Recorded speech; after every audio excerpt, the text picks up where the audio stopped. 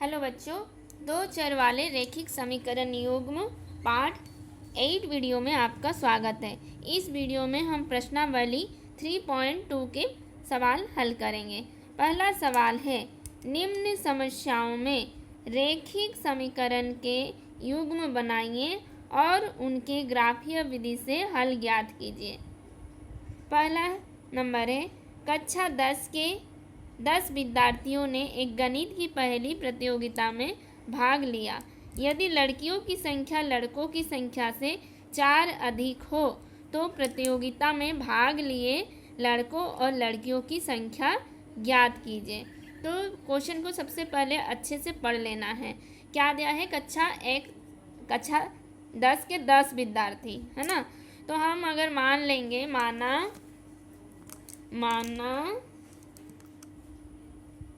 लड़कियों की संख्या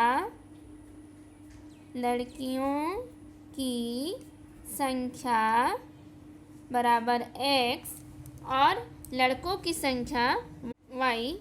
और प्रश्न में क्या दिया है? कक्षा 10 के 10 विद्यार्थी, माने कुल जो है, कुल लड़का लड़की मिला के प्रश्नानुसार क्या है कि कुल माने x और y लड़का लड़की मिलाकर कितने विद्यार्थी हैं? 10 विद्यार्थी। ये समीकरण 1 हो गया। दूसरा क्या दिया है समीकरण में कि लड़कियों की संख्या लड़कों की संख्या से 4 अधिक है, यानी कि लड़कियों की संख्या x में से लड़कों की संख्या घटा देने से क्या मिलेगा? 4 मिलेगा। 4 अधिक है। अब हमें इसका ग्राफीय निरूपण करना है और उससे हल निकालना है, यानी कि x और y का क्या मान होगा, लड़कियों की संख्या और लड़कों की संख्या क्या होगी। प्रश्नावली 3.1 में आप ऐसे समीकरणों का ग्राफ बनाना सीखे थे। पहले समीकरण 1 को ले लेंगे और उसमें आपको x और y का अलग अलग टेबल एक बना लेंगे, जिसमें एक में x और एक में y लिखेंगे और x और y का अलग अलग मान, x के अलग अलग मान के लिए y का अलग अलग मान निकाल लेंगे। से y बराबर 10 - x होगा और अलग अलग मान बैठा के हमने x का अलग अलग मान के लिए y का निकाल लिए। आप अपने से करेंगे, है ना। मैं जल्दी जल्दी कर दी क्योंकि पहले से हम लोग ये सीख चुके हैं।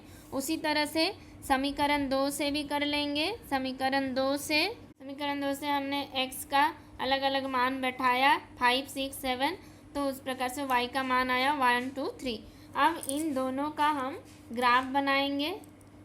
ग्राफ बनाना भी आपने सीखा है 3.1 में, कैसे बनाना है आप बनाइए, आप अपने खुद से बनाइए और मेरे साथ फिर मिलान कीजिएगा वीडियो में। ग्राफ बनाने पर हमें इस प्रकार का ग्राफ मिलेगा, ठीक है। एक्स वाई, इधर एक्स डैश पॉजिटिव, इधर नेगेटिव, ऊपर पॉजिटिव नीचे नेगेटिव, हमने इस तरह से बना लिया एक्स वाई एक्सिस।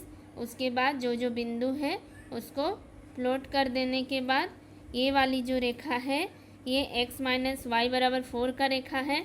ये वाला जो रेखा है ये है x + y बराबर 10 का रेखा है। दोनों ही रेखा का हमें बिंदु मिल गया है, ये सब बिंदु। अब देखना है कि ये दोनों रेखाएं कहीं प्रतिच्छेद कर रही है, तो हाँ यहाँ पे प्रतिच्छेद कर रही है।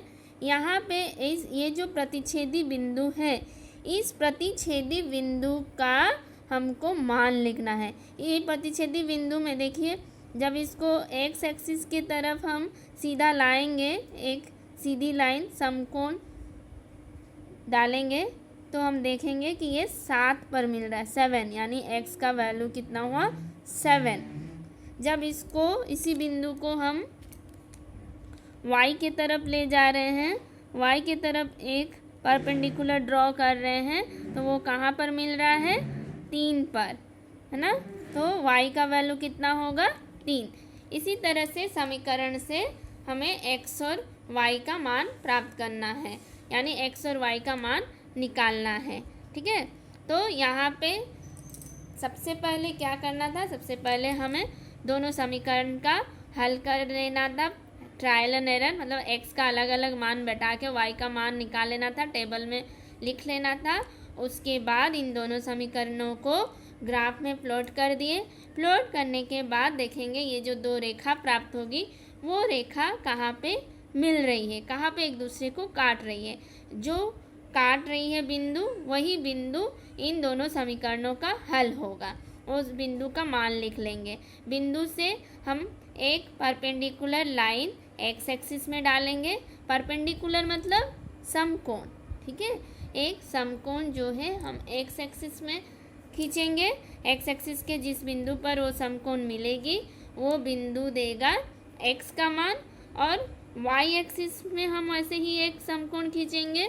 वाई एक्सिस के जिस बिंदु पर ये मिलेगा वो y का मान होगा 7,3, यानी कि ग्राफ से हमें बिंदु आ गया कितना 7,3। तो हम लिख देंगे लड़कियों की संख्या x बराबर 7 और लड़कों की संख्या y बराबर 3। इसे आप अपने उत्तर की जांच भी कर सकते हैं। आप देख सकते हैं लड़की और लड़कों की संख्या को मिला देने से, जोड़ने से 10 आ रहा है, और लड़कियों की संख्या लड़कों की संख्या से 4 अधिक है, यानी आपका उत्तर सही है।